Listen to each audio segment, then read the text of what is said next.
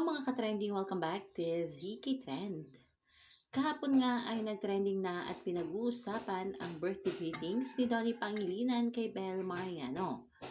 At naging usap-usapan na rin ang birthday greetings ni Maricel Pangilinan, mami nga ni Donnie na live na binati si Belle Mariano ng happy birthday sa kanyang TikTok live. Na-amaze nga ang lahat sa birthday greetings ni Tita M kay Belle.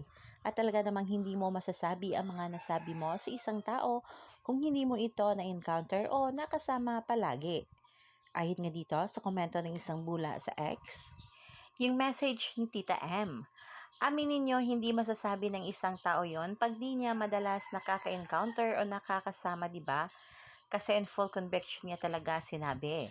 Ang confidence ni Belle, ibang klase. Napaka-humble niya at ang bait-bait na bata.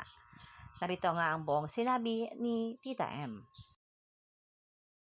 I just wish you all the best and keep on doing what you're doing because you are doing such an amazing job of inspiring so many young women. Kasi yung confidence ni Belle, ibang klase. Dahil napaka-humble niya, tapos totoong tao talaga siya. Napakabait na bata. Happy birthday, Belle! Happy birthday, Belle!